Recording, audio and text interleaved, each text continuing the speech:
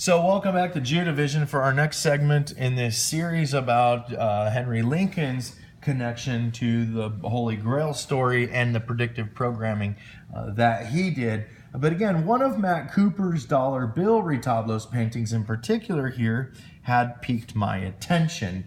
And it was this one because it appeared to depict the same theme of resurrecting this ancient sun god, kind of a Greek side of it. But even its title, Neogenesis, screamed that this clandestine group was attempting to bring back the terrible destroyer mentioned in Revelation 9:11. Matt's telling painting again depicts a moon goddess where the pyramid once was.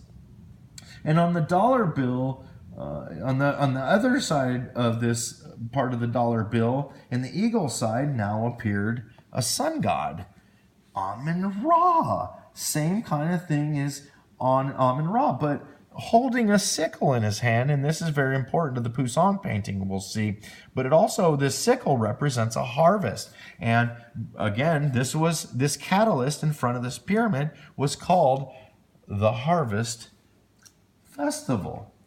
Unbelievably, the Harvest Festival. And again, this sickle is to indicate the bloodshed caused in Vegas. It's the Grim Reaper. What's more, inside of the barbed quatrefoil, this shape right here, sits a little monkey painting a pyramid. And in another interview, Matt Cooper does us the favor to let us know that that's also a self-portrait of himself. Here you can see he's drawn the same pyramid, painting the same pyramid, depicting this event. This is Solomonic black magic, as we know, this easel looking at this pyramid with the circle or an eye on it. But this baboon is also Thoth, a forerunner to Amun-Ra. And as you can see under here, Thoth, there's a book of Thoth where you can read about this whole thing that they do, but it's a little cryptic like the Kabbalah, like the Zohar. But here you can see too that there's Sobek. You can see a snout of an alligator or crocodile, and that's Sobek. That's another forerunner kind of god, forerunner to the bringing of Amun-Ra. But again, inside of the barbed quatrefoil, the shape of the center sits a little monkey painting a pyramid. That depicts Matt Cooper, matching both the imagery on the dollar bill and that of the Luxor, in front of which all that blood was shed. But are you ready for this? The image inside the retablos drawn above the monkey hides an image of the actual crime scene. Believe it or not, that's the suite in which all those people were shot. And I'm going to help make this a little bit more clear for you. And this painting, believe it or not, was produced in 2013. More advanced knowledge or prophecy, foretelling the future, was these people's specialty. Whether in Greek times, their Greek names as Greek gods, whether in the Egyptian times, they were always these vates, Vaticanadors, as you'll see. But the following clip from a past Geodivision will better explain and detail exactly how this shooting really went down in Geodivision's theory, which we don't believe is theory. We are opposed around the world by a monolithic and ruthless conspiracy that relies primarily on covetousness, subversion instead of elections, on infiltration instead of invasion, on intimidation instead of free choice, on guerrillas by night instead of armies by day.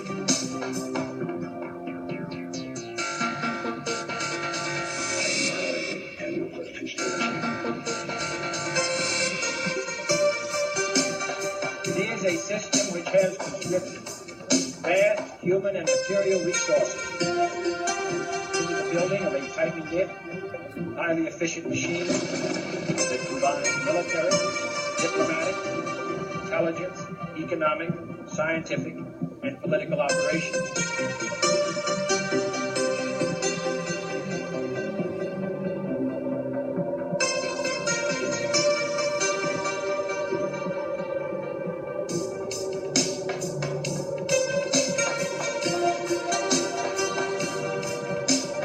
Preparations are sealed, not published. Its mistakes are buried, not headlined. Its dissenters are silent, not praised. No expenditure is questioned, no rumor is printed, no secret is revealed.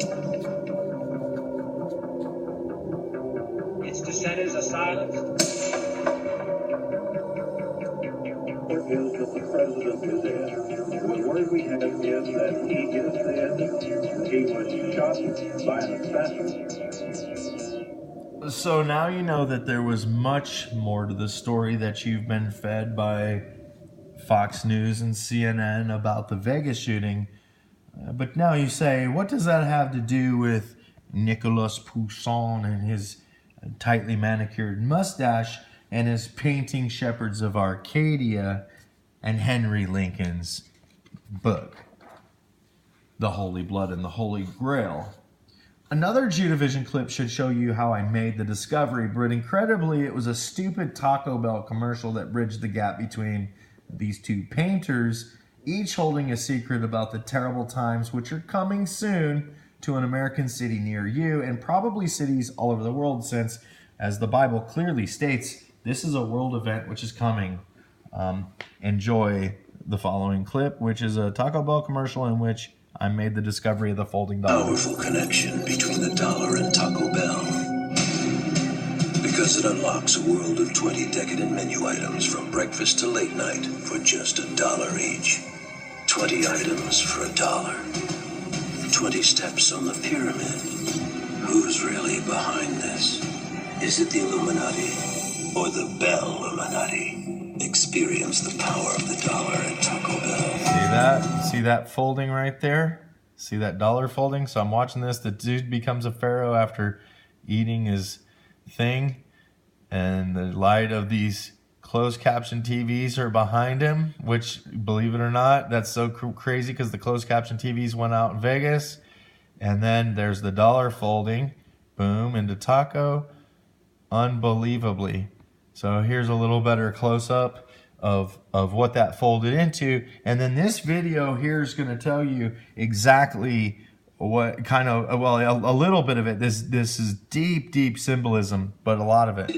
Of this, and I'll show you the whole thing, but there's a surprise here, so I'm not going to show it to you. But on the other side, not the side where the Great Seal is in Solomon's altar when it folds up, but the front of the dollar bill, when it folds up, it perfectly says this word, vate. So, of course, I already knew it was a form of this word, but vetus, which is a Latin word about telling the future, because I've already discussed it in my books. But listen to this. The fortune vetus, or vate, is a fortune teller who predicts your future by the lines on your palms. Sibylla, a sibyl, the Cabelli. This is the lady I spoke of on the ceiling of the Sistine Chapel, painted by Michelangelo with the secret clue in her hand in the first chapter of my book, Back Upright.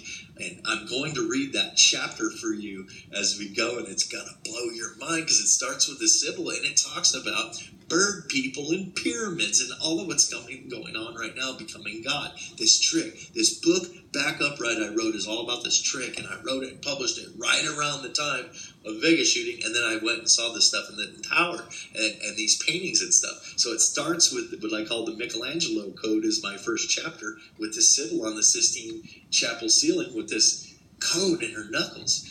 But anyways, it unfolds into this great adventure, and here we are. I walked right into the same adventure that I just written about. And it will blow your mind if you read that. But again, a fortune teller who predicts your future by the lines on your palms. Sibylla, a woman who tells fortunes. Vaticanador, someone who makes predictions of the future, usually on the basis of special knowledge, folks. Gnosis means knowledge, the Gnostics, and we're learning their knowledge. Right now, it is unfurling faster than they can protect it, and they're trying to put these fires out and control my YouTube, but you can't. I'll pop back up somewhere else. Doesn't matter how they control any of it. It's coming out. There's enough out now. This Vaticanador, remember the word vate, just below this, America, predicted America. Electronic America in 1933. Think of this. Think of this and what this means. And I don't know if I put the slide in here. I hope it pops up. But just above that, you see the word rote, R-O-T-E. And what that word means is something that happens over and over again. For example, if you learn by rote, by memorization, by doing something over and over again. And unfortunately, in America, we didn't learn by rote because by it happening over and over again, history, because they're using the same exact signs that they crumbled every society with, and we're not paying attention. So we're going to pick this clip up right where it left off here in a second and can further demonstrate how this ties to Poussin's painting. But I wanted to pause this in order to point out something very important. If you look again at this image of Matt Cooper's Neo-Genesis painting, which means, again, the regeneration of tissue, you'll see that Matt Cooper, too, understood that our dollar bill folded up to reveal hidden knowledge, i.e., the word America. Because look at the computer chip over here on the left, next to the moon goddess. Again, the forerunner to the sun god, the one that helps him get here, help him get his wings. It's in the likeness of the American flag. And in some of his paintings, he even put the canton here, all of it. Actually, if you Google Matt Cooper, one of the first things that'll come up is him next to one of his artist buddies from Christchurch, New Zealand. And they're standing next to like a full-blown version of this American flag. That's advanced knowledge of this. There's no way this grouping of clues could be here without somebody having advanced knowledge of this. And you're seeing why. You're either rejecting it or you didn't take the time to look if you don't understand all of this. But again, computer chip by the moon goddess, America, matches the folded Taco Bell version. And the chip, as a lot of you know if you're here, has long been associated with the mark of the beast by Christians for the end times. And again, in my books, you know that Lucent Technologies was a company, technology company, which was based on Fifth Avenue in the 666 Fifth Avenue building, which it was owned, believe it or not, by the Kushners. The tower builder, just like Nimrod, just like this was a tower, the very first Tower of Babel, his son-in-law, Jared Kushner's family, owned the 666 building in which this company who made RFID chips was. So this is something that's gone long back. But as you watch this, you'll realize they don't need a chip to keep track of you once you do this magic trick. Believe it or not, they will hunt your soul. They will get your soul. And I read that in Ezekiel. We're going to make this biblical when we get done understanding how these graven images work, because all the prophets told a little piece of this story that's going to unfold this to us. I hope some of you have already found that stuff, because it actually will make you tremble and shake in your shoes when you realize how this all comes back. So again, long before the America that we live in today, these so-called Vatican adorers knew this age was coming. And as I've read works by Mackey, Helena Blavatsky, and all these people who created the Theosophy Society, which is where we got the eagle side. It was just an assemblance of different things that don't seem to go together, like Matt Cooper said, which form a completely new picture, which in that case, it went from the Theosophy movement, which if you Wiki Henry Lincoln, who helped FDR put that pyramid on the dollar bill, they Albert Mackey and all these people, Helena Blavatsky, all talk about this flying and this spiritual hierarchy that they're going to keep track of everybody with to make this one world. I always thought it would be this thing like Hitler did, where he just tattooed numbers on people's and it wouldn't ever turn into this spiritual thing. But I'm starting to realize something's going to be opened. A Pandora's box is going to be opened. That's why we're watching these Avengers movies that have the same plots and all this stuff. I don't even have time for that. This show started out as that, and it turned into the real unfolding of the dollar bill and the clues of all that are going to take everything apart at the seams.